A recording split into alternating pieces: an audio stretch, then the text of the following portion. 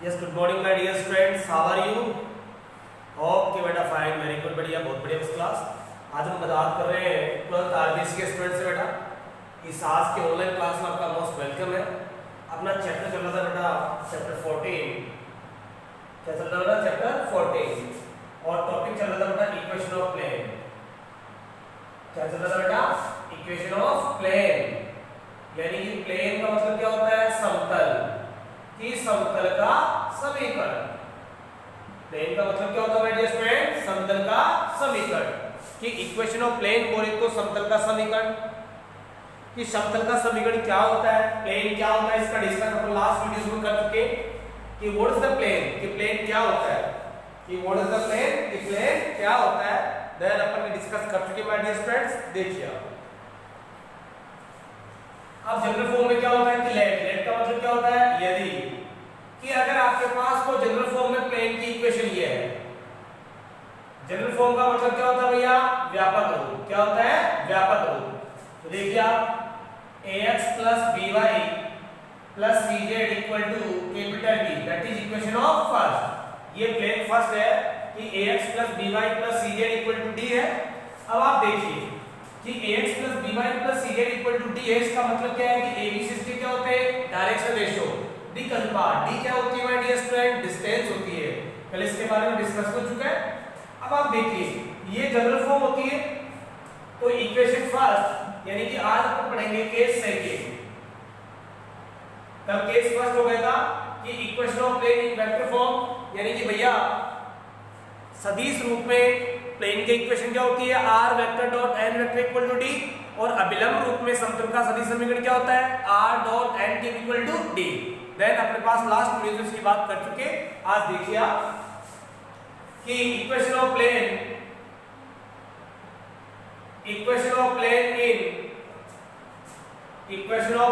इन direction cosine form. Direction cosine form यानी कि भैया दिक्कोजर रूप में, दिक्कोजर रूप में प्लेन का समीकरण। देखो भैया कि इक्वेशन फर्स्ट यानी कि जो आपके पास है ax plus by plus cz equal to capital D, यह आपके पास क्या भैया? समतल का समीकरण है। समतल का समीकरण वेयर का मतलब क्या होता है? जहां a b एंड c इसके क्या भैया? दिक् अनुपात। इसके क्या भैया? दिक् अनुपात बोल को डायरेक्शन रेशियो। इसका मतलब है कि equation first is divided by root of a square b square plus c square, यानी कि a square plus b square plus c square के रूप से क्या करना है? इसको डिवाइड करना है। कि ax plus by plus cz equal to d है। तो ये जो प्लेन की इक्वेशन है आपको इसको किससे डिवाइड करनी है? a square plus b square plus c square के रूप से। देखो so therefore a upon a square plus b square plus c square का root and x plus b upon a square plus b square plus c square का root and y plus c upon root of a square plus b square plus c square and z। और आपके पास बनता है भैया d upon this root of a square plus b square plus c square का root. Is it clear कि a upon this, b upon this, c upon this और d upon this. अब आप देखिए इसको आगे कि आपके पास जो इक्वेशन ऑफ प्लेन है इसको आपको चेंज करके किसमें करना भैया? डायरेक्शन कोसाइन फॉर्म बोले तो दिक्कोजर की फॉर्म में देखा। तो इसको तो अपन क्या लिखते हैं? a अपॉन दिस, यानी कि भैया a अपॉन दिस क्या होता है? ये l, दिस ये बन जाएगा m और d क्या बन जाएगा भैया? l। देखिए आप सो देयरफॉर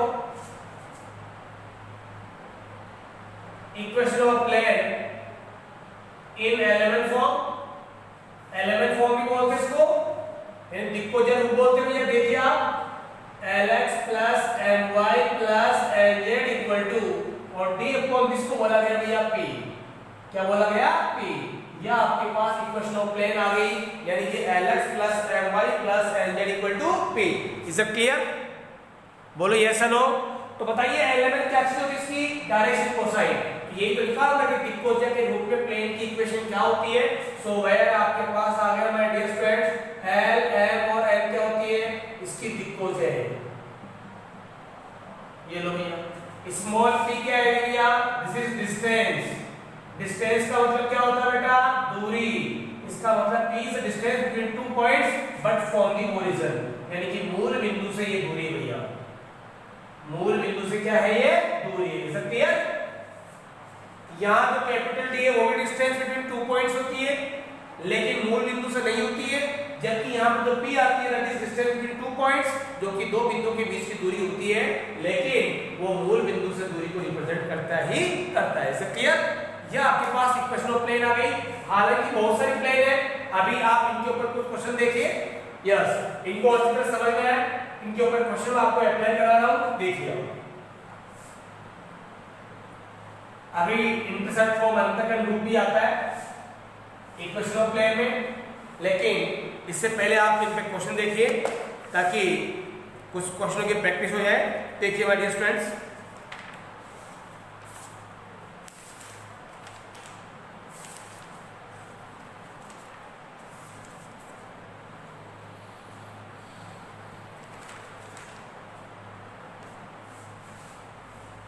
जनरली प्लेन देखिए आप, इंपॉर्टेंट है।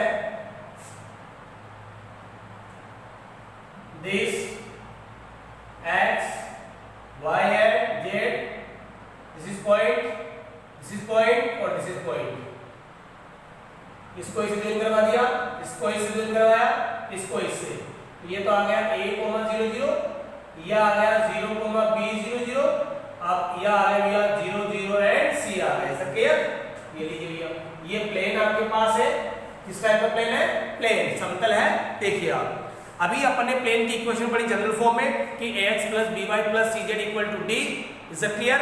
जहां abc क्या होते हैं, इसके डायरेक्शन रेशियो, बोले तो दिक् के अनुपात होते हैं। और उस प्लेन की इक्वेशन को अपने चेंज किया। एक तो भैया अभिलंब रूप में समतल का सदिश समीकरण, अभिलंब रूप में समतल का सदिश समीकरण, तो r.n d। Is it clear? तो शॉर्ट में एक बार आप वापस लिख सकते हो यहाँ पे, ताकि परमानेंटली देखिए आप कि इक्वेशन ऑफ प्लेन एक साथ लिखवा रहे हो, equation of plane in general form. General का मतलब क्या होता है बेटा? व्यापक रूप। क्या होता है? व्यापक रूप। कि व्यापक रूप में समतल का सदिश समीकरण, व्यापक रूप में समतल का समीकरण। देखिए आप, तो आपके पास ये होता है ax + by + cz = capital D होता है। Is clear? और इससे अपन इसको कितने फॉर्म में कन्वर्ट करते हैं? टू फॉर्म में किया आपने। एक तो किया आपने अभिलंब रूप में समतल का सदिश समीकरण, अभिलंब रूप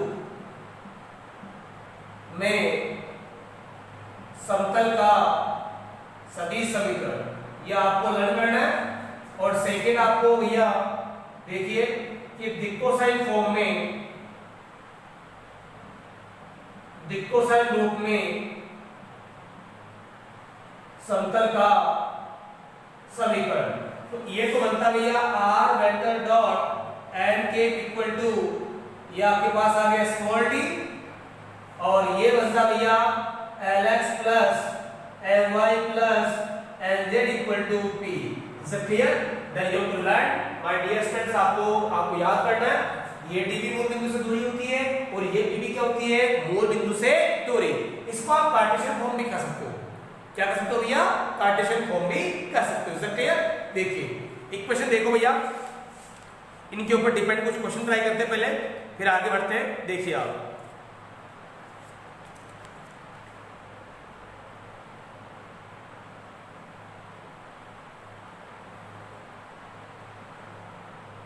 यस, क्वेश्चन नंबर 8 देखिए आप, क्वेश्चन नंबर 8।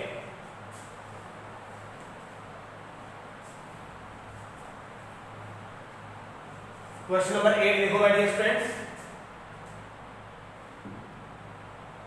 ये क्वेश्चन नंबर 8 आपका पास है 14.6 का। देखिए आप, प्लेन है, ये कह रहा है कि समतल के समीकरण से समतल का अभिलंब रूप ज्ञात कीजिए। तो सो भैया as because 2x + 3y + 6z और प्लस का 14 = 0। Is it clear? देखिए आप, यह आपके पास क्या भैया इक्वेशन ऑफ प्लेन है, इक्वेशन ऑफ प्लेन यानी कि दैट इज फर्स्ट। और ये इक्वेशन ऑफ प्लेन किस फॉर्म में भैया? जनरल फॉर्म में। किस फॉर्म में भैया? जनरल फॉर्म में। सब क्लियर कि 2x 3y 6z 14 0। इज सब क्लियर? अब आप देखिए माय डियर स्टूडेंट्स, इसका कंपेयर करोगे तो ax by cz इसको ड्रीम क्या करना पहले? ट्रांसफर। देखिए आप तो 2x 3y 6z 14 और ये डिस्टेंस क्या होगी? नेगेटिव, तो इसको क्या करना भैया? पॉजिटिव। तो देन माइनस से क्या करें? इसको मल्टीप्लाई इन बोथ साइड कि दोनों तरफ इस नंबर को यानी संख्या को किस क्या करोगे? माइनस से मल्टीप्लाई। तो सो देयरफॉर ये वो माइनस का 2x this is minus 3y plus का हो गया एंड माइनस का 6z और ये आ गया प्लस के 14। यह आपकी जनरल फॉर्म में आ गई प्रॉपर। सब क्लियर? किस फॉर्म में? ax by cz d। अब इसको चेंज किसमें करना भैया? अभिलंब रूप में। किसमें करना भैया? अभिलंब रूप में इसको चेंज करना। देखिए आप यानी कि अगर इसको आपको अभिलंब रूप में करना है, देखिए अभिलंब रूप में समतल का सदिश समीकरण आपको चेंज करना है तो देखो माय डियर स्टूडेंट्स, लेकिन यह वर्ड कंफर्म नहीं है कि अभिलंब रूप में ओनली।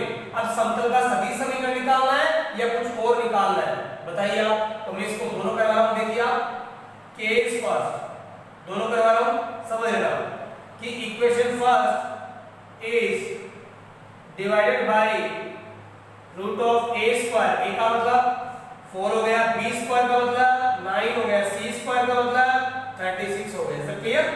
तो डिवाइड करो भैया।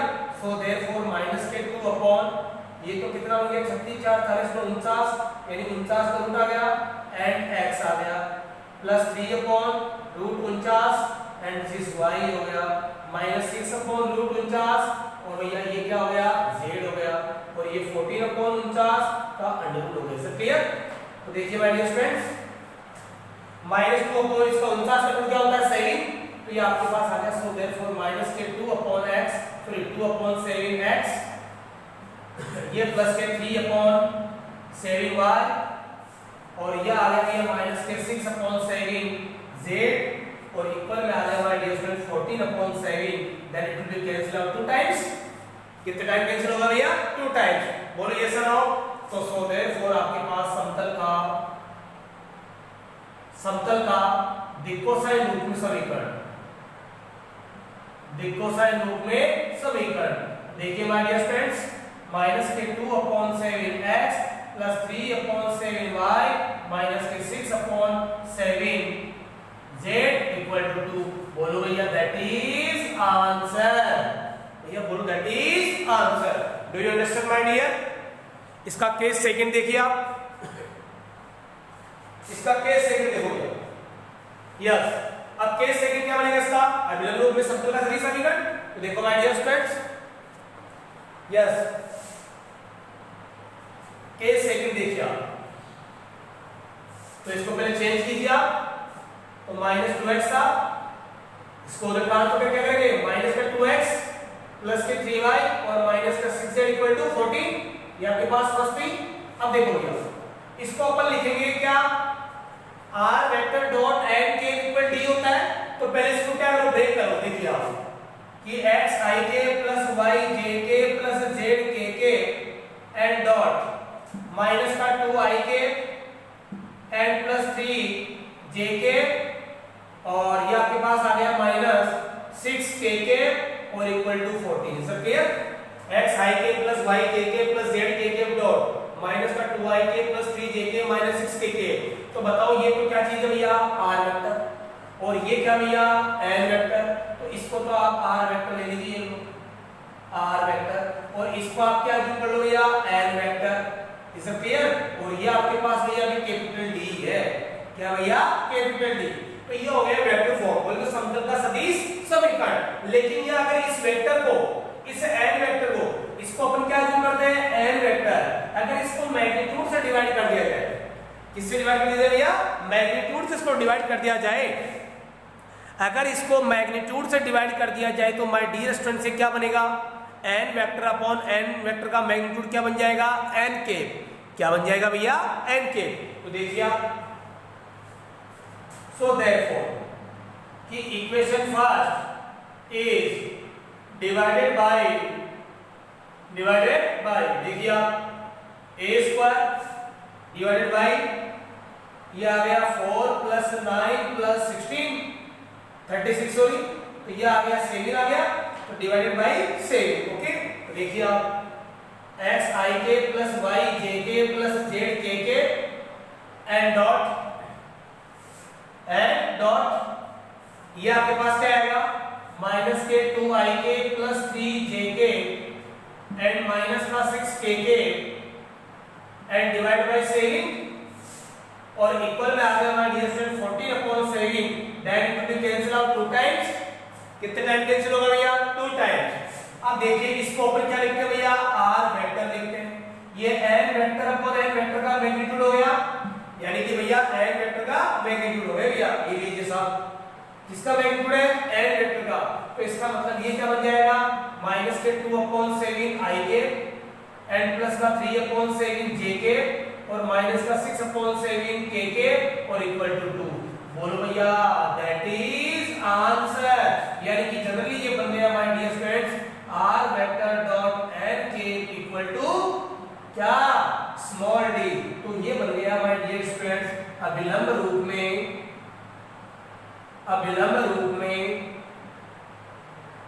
समतल का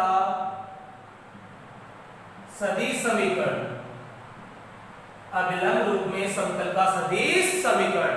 बोलो भैया that is answer. Is that clear my dear students? If you have any problem then you can ask me right now. बस आपको ट्राई करना क्वेश्चंस, इसके बाद में अगर आपको कोई तकलीफ हो तो मुझे बताइए, बट कैलकुलेट करना कि अभी आपके पास जितने भी जनरल फॉर्म से अगर अभिलंब रूप में और आपके पास अभिलंब रूप में समतल का सदिश समीकरण या एलिमेंट फॉर्म में चेंज करना है उतने क्वेश्चन आप ट्राई कीजिए, एग्जाम्पल कीजिए, मैंने आपको समझाया। Is that clear? Okay, best of luck.